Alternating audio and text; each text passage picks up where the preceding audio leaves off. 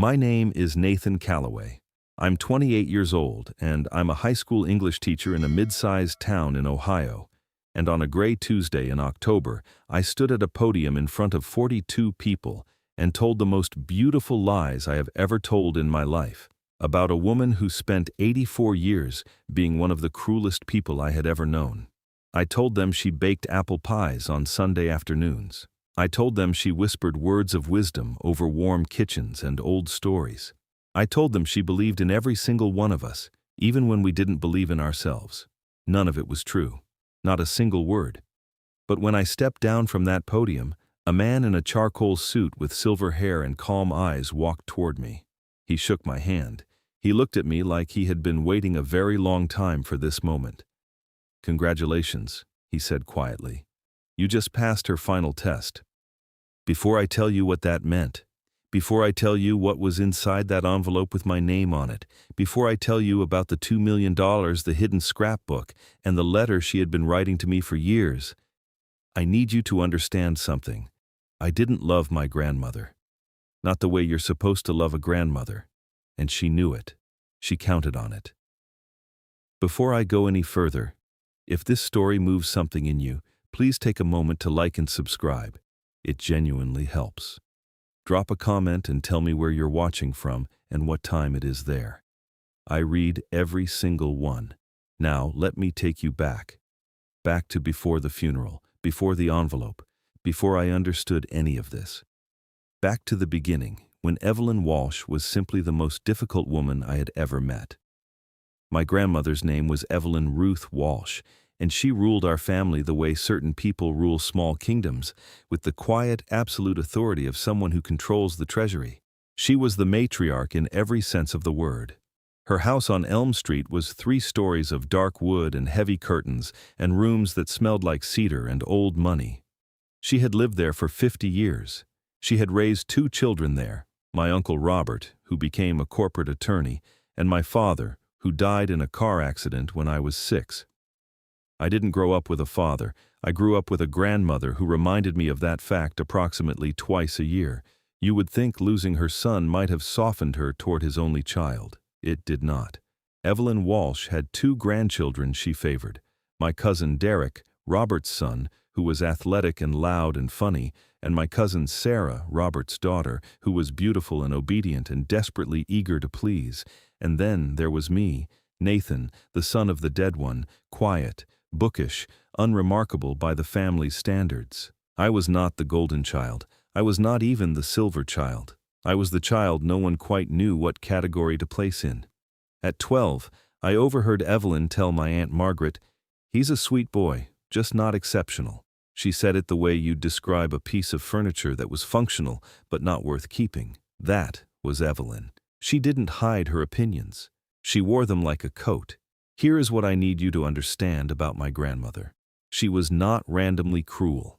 Random cruelty is sloppy. Hers was precise. She had a gift, and I mean that in the darkest possible sense, for identifying the thing a person wanted most and then using that thing as leverage. My cousin Derek wanted her approval. He was a heavy-set teenager who struggled with his confidence, and Evelyn knew it. At Thanksgiving dinner when he was 16, she looked at his plate and said, "Second helping, Derek. You know, your grandfather had the same appetite. He was 300 pounds by 40. She said it calmly, pleasantly, like she was commenting on the weather. Derek set down his fork. He didn't finish his meal. He didn't ask for seconds again for years. He still flinches when someone mentions food. My cousin Sarah wanted to be an artist. She had real talent, the kind that turns heads, the kind that teachers write notes home about. She painted in watercolors, soft and luminous, and at 17, she had her first small exhibit at the local community center. Evelyn attended. She smiled at every painting. She waited until the drive home to deliver her verdict. "Creative people," she said, gazing out the window as Sarah drove, "tend to confuse passion with skill. The world has enough passionate people who end up poor and miserable." She paused. "You'd make a fine dental hygienist." Sarah enrolled in a dental hygiene program the following September. She graduated. She works in a practice 40 minutes from here. She hasn't painted anything in 7 years. My mother, my father's widow, which in Evelyn's eyes made her someone to be tolerated rather than loved. She wanted belonging. She wanted to be seen as family. She brought casseroles to Evelyn's house on holidays, called every Sunday, remembered every birthday. Evelyn accepted the casseroles. She took the calls. She never once referred to my mother as family in my presence. She referred to her as your father's wife. Past tense, always past tense. My mother stopped trying when I was 15. I can't blame her. And me? What did I want? That was the thing about Evelyn and me. I had stopped wanting anything from her early enough that she couldn't use it. By the time I was 10, I had already decided she was not a source of warmth, and I had stopped looking for warmth in her direction. I didn't want her approval. I didn't want her money. I didn't want her to tell me I was exceptional. I visited her because my mother said it was the right thing to do. And then, slowly, I visited her because something in me felt sorry for her, though I couldn't have named it then. There was one person in my family who stood outside all of it. My great-aunt Lorraine, Evelyn's younger sister, who lived in a small blue house 40 minutes away and had divorced herself from the family drama decades before I was born. I met her when I was 8 at a cousin's birthday party. She pulled me aside while the adults argued near the food table, and she said, "Don't let them convince you that you need to earn love, sweetheart. Love isn't an audition." I didn't know what she meant. I was 8. I nodded and went back to the birthday cake, but she stayed in my life. She called on my birthday every year, not with gifts, but with long phone calls where she asked me actual questions. What books was I reading? What did I think about things? What made me happy? When I was 17, the year I told her I wanted to be a teacher, she said, "Of course you do. You've been teaching people things your whole life. They just weren't paying attention." She died when I was 23. She left me her record collection and a handwritten note that said, "I've taken care of a few things, sweetheart. You'll understand someday. Just keep being exactly who you are." I didn't understand that note for 5 more years. It was a Thursday in late September. 7:22 in the morning. I was making coffee when my Uncle Robert called. He never called before 9. His voice had that flat, controlled quality he used in courtrooms when he was trying not to show emotion. "Grandma had a stroke last night," he said. "She's stable, but the doctors are saying it's a matter of weeks, maybe less." I set down my coffee mug. I stared at the kitchen wall for a moment. I noticed, somewhere in the back of my mind, that I didn't feel what I was supposed to feel. "I'll come this weekend," I said. I drove to Riverside Memorial Hospital on a Saturday morning. Evelyn was in a private room on the 4th floor. Because of course she was. She would not have tolerated a shared room under any circumstance. She was smaller than I remembered. She had always been a formidable woman, tall and angular, with the posture of someone who expected doors to open before she reached them. In that hospital bed she looked diminished, human in a way she had never quite allowed herself to be in public. She looked at me when I walked in. She didn't smile. "You came," she said. "Of course I came," I said. "Your uncle came yesterday. He brought his attorney." She said it without inflection. "Checking on the estate, I imagine." I sat down in the chair beside her bed. "Did you eat today?" She looked at me for a long moment. Something shifted in her expression, just slightly, just for a second, and then it was gone. "The soup was passable," she said. We sat together for 2 hours. She complained about the nursing staff, the food, the quality of afternoon television. I listened. I answered. I didn't perform. When I stood to leave, she said, without looking at me, "You're the only one who doesn't want anything from me." I thought about that on the drive home. I still wasn't sure if it was a compliment. She died 11 days later. On a Wednesday, at 4:47 in the morning. The hospital called my Uncle Robert first. He called me third. The funeral was scheduled for the following Tuesday. I didn't fully understand what was happening in my family in the days after Evelyn died until I paid close attention. It started with a phone call from my cousin Derek on the Thursday before the funeral. He called at 9:41 in the morning. I was at school in my prep period grading essays. I let it go to voicemail. When I listened later, his message was careful and slightly too casual. "Hey Nathan, just wanted to see how you're doing with everything. Also, you don't happen to know anything about Grandma's will, do you? Like, has anyone talked to her lawyer? Uncle Robert seems to think it might not be what we expected." I sat with that voicemail for a long time. I called my cousin Sarah that evening. She answered on the first ring. "Derek called you too, didn't he?" she said immediately. "He did. Mom called me twice yesterday. Apparently Grandma's attorney, someone named Hartwell, reached out to Robert and said the will had been recently revised, like within the last 2 years." She paused. "No one knows what's in it." I said, "Does it matter?" A long silence. "Nathan, it's $2 million. I didn't respond right away. I looked out my apartment window at the parking lot below. A car was pulling in, its headlights sweeping across the pavement. "I'm not in the will, Sarah," I said. "I was never in the will. You don't know that."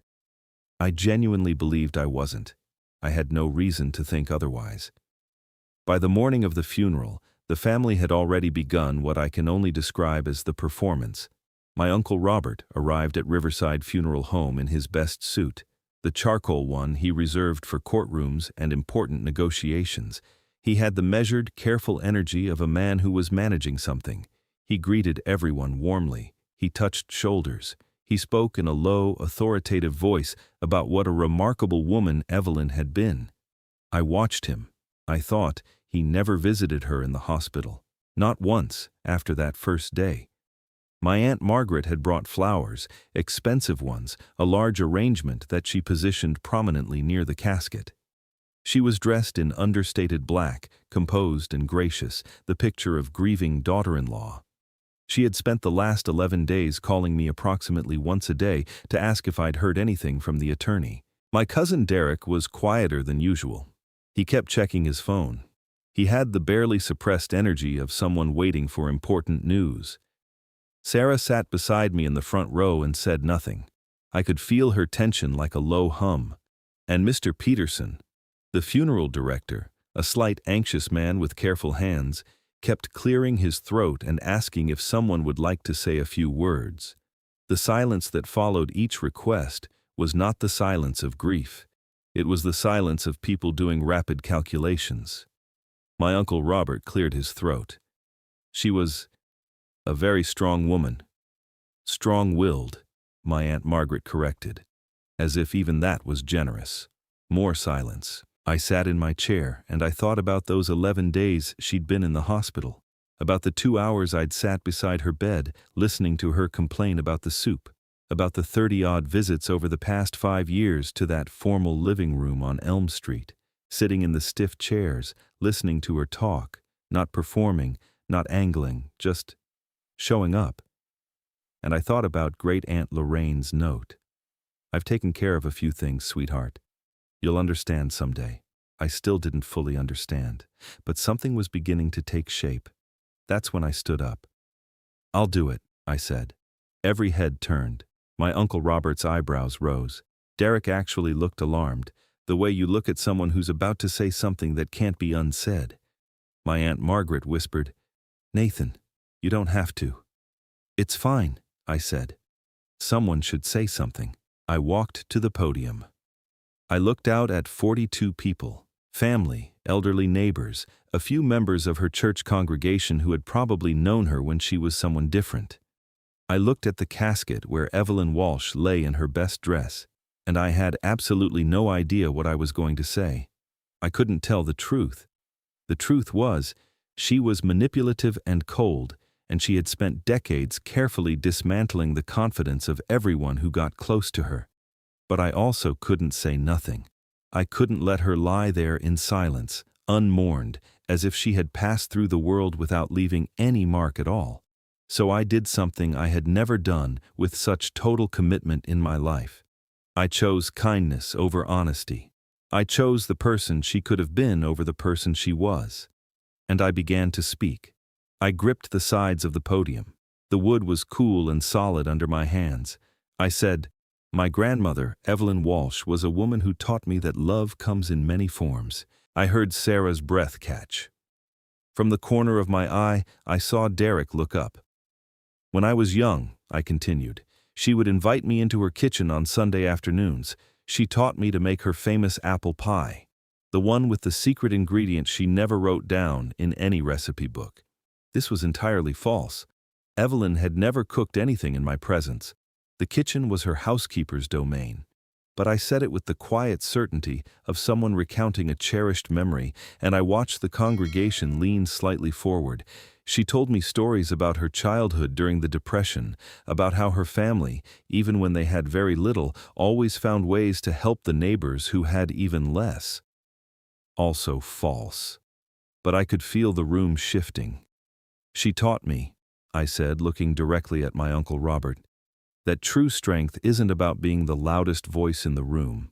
It's about being the person others can count on when everything falls apart. An elderly woman in the third row pressed a tissue to her eye. I kept going. I built a version of Evelyn Walsh that had never existed, a woman of quiet generosity, of hard-won wisdom, of love that expressed itself in high standards because she believed in people so deeply she couldn't bear to watch them settle for less than they were capable of. I gave her the grace she had never shown. I gave her the kindness she had hoarded.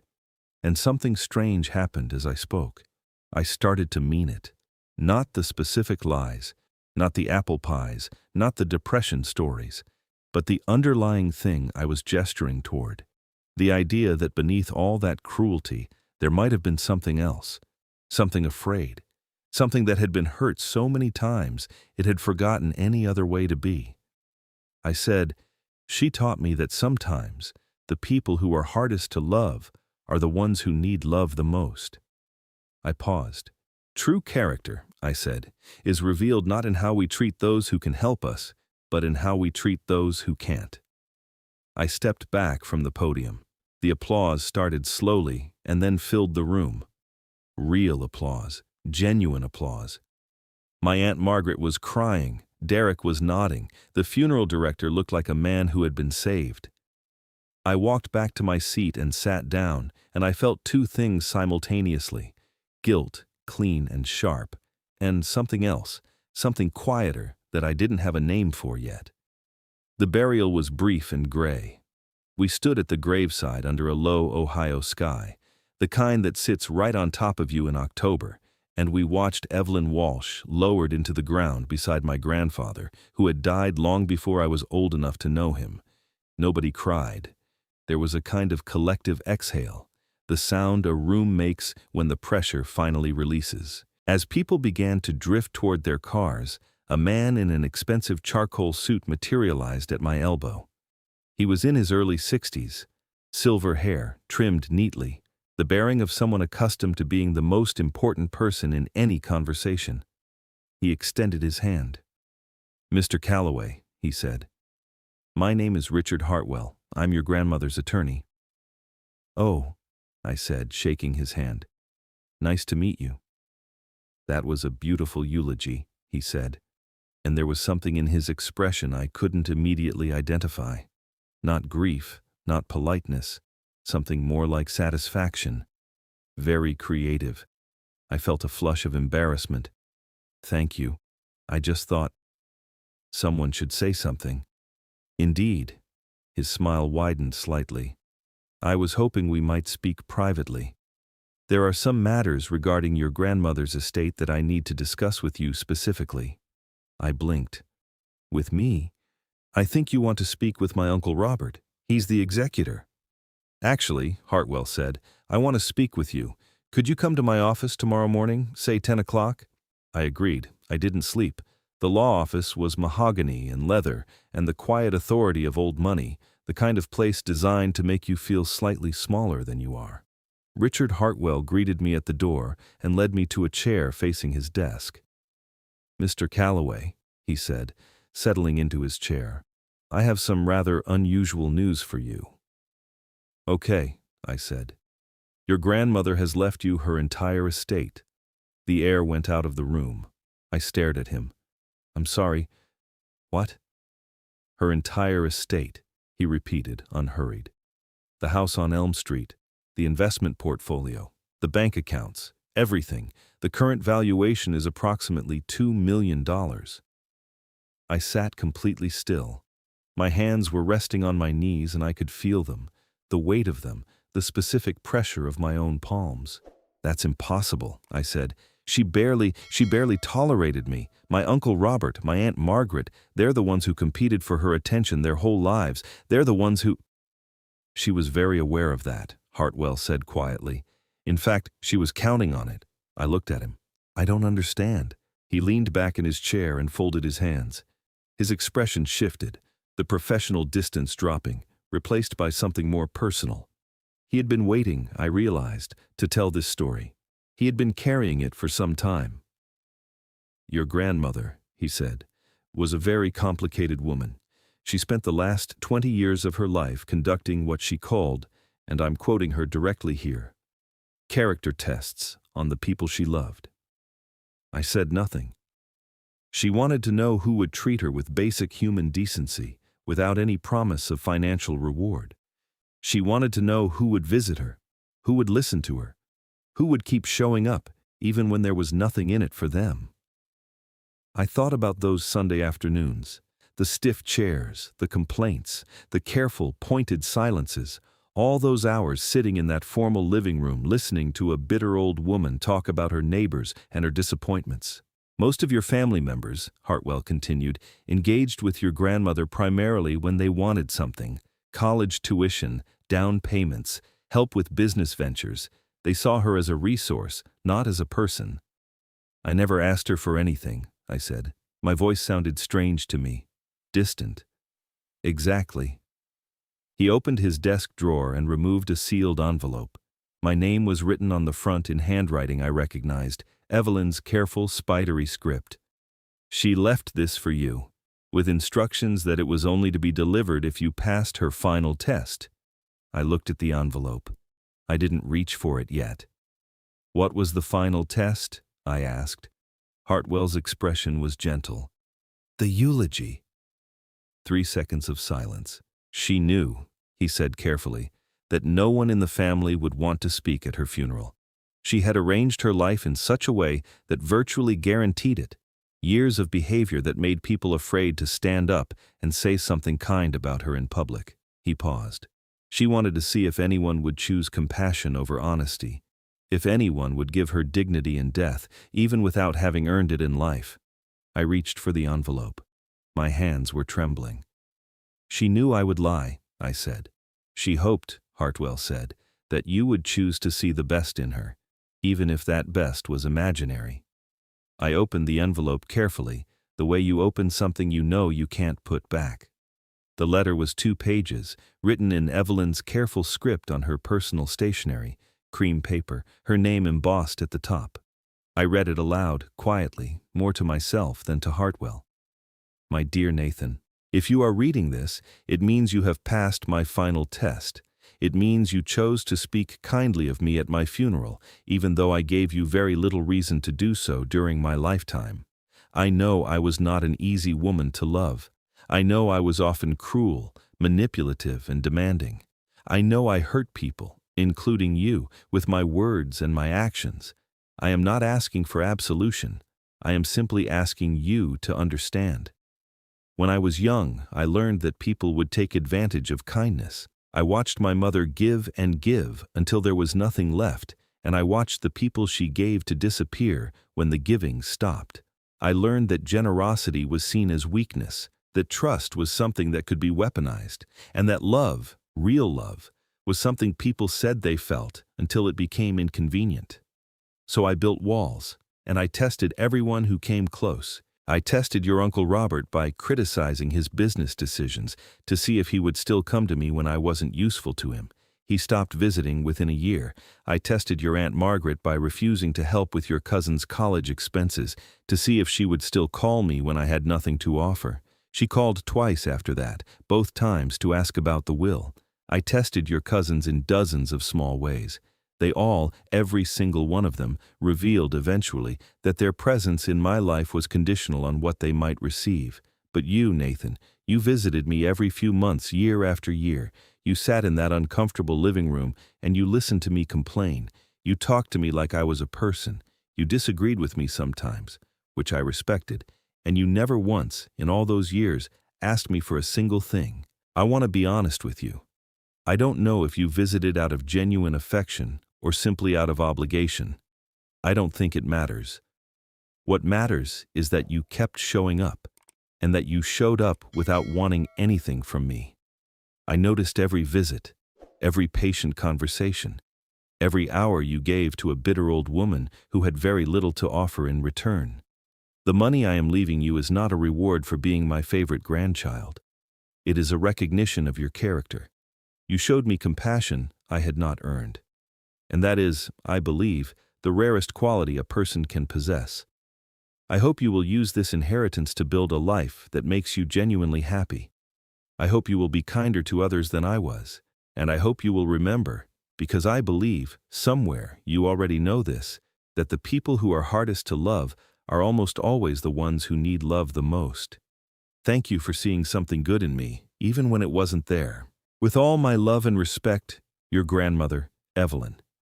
I folded the letter. I sat for a long moment with it in my hands. When I looked up, Hartwell was watching me with quiet, patient eyes. She wasn't testing people to be cruel, he said softly. She was testing them because she had been hurt enough times that she had genuinely forgotten how to trust. She just never forgot how to recognize genuine kindness when she saw it. I feel terrible, I said, and I meant it. Not guilty, not exactly, but something heavier. All those years I thought she was just a bitter old woman. I never understood she was lonely. She was both, Hartwell said, bitter and lonely, but she was also observant, and in her own way, she was wise. He slid a folder across the desk toward me. There are some documents to sign, he said, when you're ready. I sat in my car in the parking lot of Hartwell and Associates for 22 minutes before I started the engine. I didn't cry right away. I sat and held the steering wheel with both hands, and I stared at the dashboard, and I breathed. Then I cried. Not sad tears, or not only sad, it was something else. Release, like the word that shows up in songs but rarely feels accurate, and this time it was exactly right. Like a pressure I had been holding so long, I had stopped noticing it had finally, quietly been let go. My phone buzzed. A text from Sarah. How did it go with the lawyer? I stared at it for a moment. Fine, I typed back. I'll explain later. I drove home. I made tea. I sat at my kitchen table with Evelyn's letter, and I read it again. I didn't tell anyone about the inheritance right away. Not for weeks. Part of it was shock. Part of it was something more complicated. The knowledge that my family had spent years competing for something that had never been in the competition they thought it was. My Uncle Robert called me 3 days after the funeral. His voice was careful, controlled, the courtroom voice. Nathan, did Hartwell reach out to you at the service? He did, I said. A pause. Did he mention anything about the estate? We have a meeting scheduled, I said. This wasn't entirely a lie. Right. Another pause. Well, keep me posted. My Aunt Margaret called the same evening. Her message was warmer, more maternal, and asked essentially the same question. I called neither of them back that night. 2 weeks after the funeral, I met with Hartwell again and signed the necessary documents. The house on Elm Street came to me. The investment accounts. A savings account I hadn't known existed, $340,000 in it, that had been accruing quietly for 15 years. I used the first portion of the inheritance to pay off my student loans. $47,000 gone in a single transfer. I stared at the confirmation email for a long time. I bought a small house, a real one with a porch and a yard, in a neighborhood where I could walk to the school where I taught. I did not make dramatic changes. I did not suddenly drive a different car or take a lavish vacation. I realized, afraid, not of the money itself, but of what it represented, of what it meant to suddenly, quietly be okay after years of being carefully, precisely, not okay. About a month after the estate settled, word got out. I don't know how. Probably the county records, probably someone who talked to someone. My Uncle Robert called on a Sunday evening, and the courtroom voice was gone. "The whole estate?" he said. "Yes." A long silence. "Nathan, I think we should talk about this. As a family, there may be grounds to contest." "Robert," I said, "she left a letter, a very detailed letter. I'd encourage you to speak with Hartwell before you do anything." He hung up. My Aunt Margaret sent a text that read, "You've destroyed this family." I did not respond. Derek sent a voicemail that started angrily and then tapered into something confused and hurt. I listened to it twice. I called him back. "She was testing you," I said. "She was testing all of us, for years. And the test was never about performance. It was about showing up when there was nothing in it for you." A long pause. "Did she leave a letter?" "She left me one. I don't know if she left anyone else anything." Another pause. Then Derek said quietly, Did she say anything about us? About why?" I thought about how to answer that. "She said she loved you," I told him. "In her way. She just didn't know how to show it without making it a test first." He didn't say anything for a while. Then, "That's so messed up." "Yeah," I said. "It is." We stayed on the phone for another few minutes, saying nothing in particular. It was the most honest conversation Derek and I had ever had. Sarah called a week later. She didn't ask about the money at all. "I keep thinking about the eulogy," she said. "Those things you said about her, the kitchen on Sundays, the apple pie." "I made it up," I said. "I know," Sarah said, "but the weird thing is, when you were saying it, I believed it. For a second I believed it, and I thought, when did I forget that? And then I realized I never remembered it. It never happened. But for about 30 seconds I thought it had." She paused. "I think that's what she wanted," she said. "A version of herself that was possible, even if it wasn't real." 6 months after the funeral, I began the process of clearing out the house on Elm Street. It was a months-long project, 50 years of accumulation, of heavy furniture and formal china, and rooms that had been kept closed for years. On a Thursday afternoon in April, working my way through her bedroom closet, I moved aside a row of formal dresses she had rarely worn, the kind you buy for occasions that never quite arrive, and found a box on the shelf behind them. Inside the box was a scrapbook. The cover was plain, dark blue cloth, worn at the corners. I sat down on the floor of the closet and opened it. The first page was a report card. Mine. 3rd grade. Nathan C. Reading. Excellent. Mathematics. Good. Conduct. Excellent. I turned the page. A newspaper clipping. Small, from the local paper from 8 years ago. Riverside Heights teacher receives Community Educator Award. Nathan Callaway, English. The clipping was yellowed slightly at the edges. It had been cut carefully, straight. I turned the page. A program from my college graduation. My name listed inside. Nathan James Callaway, Bachelor of Arts, English Literature, magna cum laude. She had attended my graduation. I hadn't known that. I had sent her the invitation as a formality, the way you send invitations to people you don't expect to come. I had looked out at the crowd of faces and not seen her. She must have been near the back. She must have sat there alone in a crowd of strangers and watched me cross a stage she had never told me she believed I would reach. I kept turning pages, photographs, dozens of them, me at family gatherings over the years, carefully cut out from larger group photos and pasted in with small, precise captions in her handwriting. Nathan at Christmas, age 12, already reading something. Nathan at Robert's 4th of July party, age 17. He stayed and helped with dishes. Nathan visiting, March. He brought her tulips. She didn't mention it, but she noticed. Such a good boy. She had written about herself in 3rd person in the captions. She didn't mention it, but she noticed. I sat on the floor of that closet for a long time. The last photograph was on the final page. I had never seen it before. It had been taken at my high school graduation party in someone's backyard. I didn't know whose. In it, Evelyn and I were sitting together on a porch swing, and I was showing her something on my phone, leaning toward her, and she was leaning in close to see, and she was smiling. Actually smiling. Not the thin, polite smile she deployed at family events, a real smile, the kind that reaches the eyes. I had no memory of this moment. Someone had taken the photo without either of us knowing. And she had found it, and she had kept it, and she had placed it on the final page of a scrapbook hidden at the back of her closet.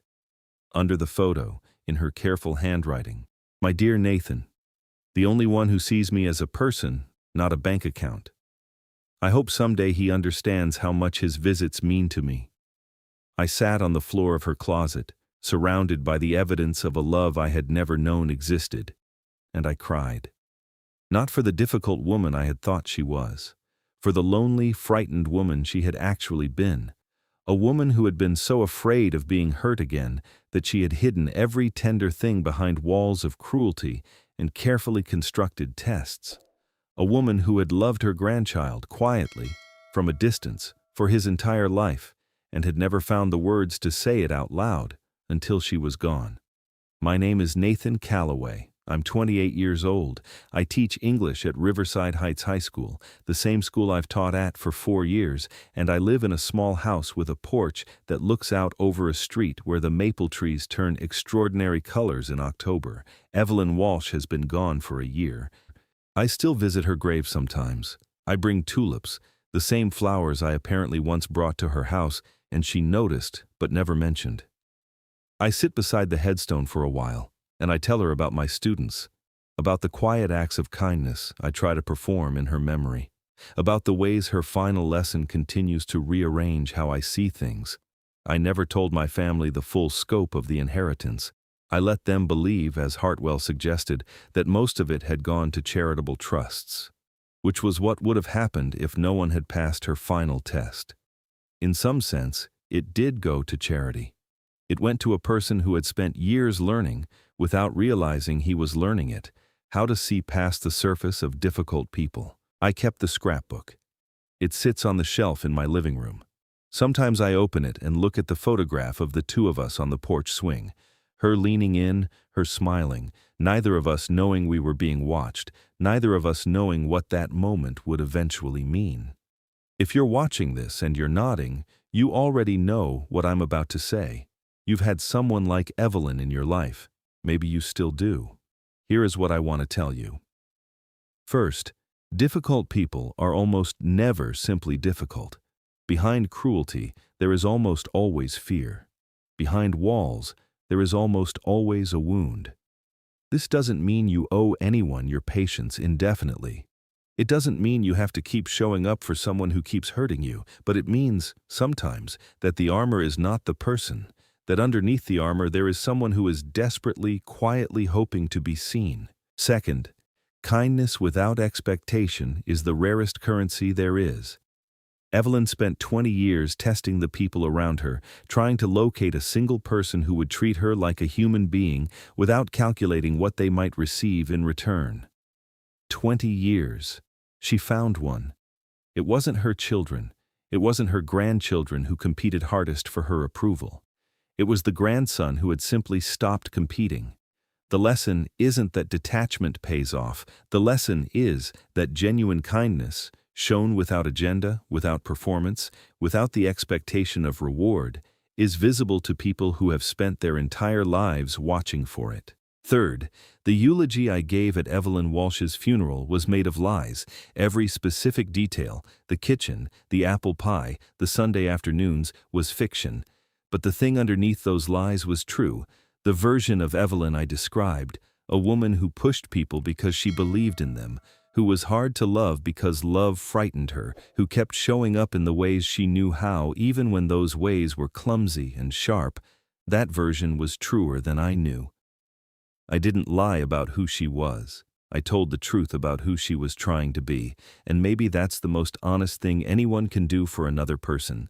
See past who they managed to become and say, I believe in who you were reaching for. She asked me in her letter to remember that the people hardest to love are the ones who need love the most. I think about that every day. I think about it with my students, the ones who push back, who act out, who have built the kind of armor that 12-year-olds should never have to build. I think about it with colleagues who are sharp-tongued and defensive. I think about it when I'm impatient, when I'm frustrated, when someone is being difficult in a way that makes me want to close the door and walk away. I think, who hurt you? And for how long? If you're watching this and something in this story sounds familiar, if you've had a difficult person in your life, someone whose love came wrapped in tests and criticisms and impossible standards, I want you to know this. You didn't fail the test by pulling away. You didn't fail it by protecting yourself. Some tests aren't fair, and you don't owe anyone your suffering. But if you are, somewhere in your life, the person who keeps showing up, the one who listens, who doesn't ask for anything, who sits in uncomfortable chairs and talks to people who are hard to talk to, know that it's being noticed. Even when they don't say so, even when they seem not to care, even when they've convinced themselves and everyone around them that they don't need anyone at all. Evelyn Walsh spent 84 years building walls to protect a heart she was afraid to show anyone. And in the end, the only inheritance that mattered, the only thing she genuinely had left to give, was the truth about who she'd been watching all along. She left me $2 million, but what she actually left me was the understanding that sometimes the cruelest people are simply the most frightened ones, and that choosing love, even imperfect love, even fictional love, even the love of a beautiful lie told at a funeral, is never the wrong choice. Her final test wasn't about the money. It was about whether I could choose hope over cynicism, compassion over accuracy, the person someone could have been over the person they managed to become. I passed. But honestly, so did she. If this story stayed with you, I'd love to hear from you in the comments. Tell me, have you ever discovered that someone difficult in your life was actually testing you? Have you ever chosen kindness when honesty would have been easier? And if you haven't subscribed yet, now would be the moment. There are more stories to tell, stories about what people leave behind when they're gone, and what we do with what remains. Take care of yourself. Really, I mean it.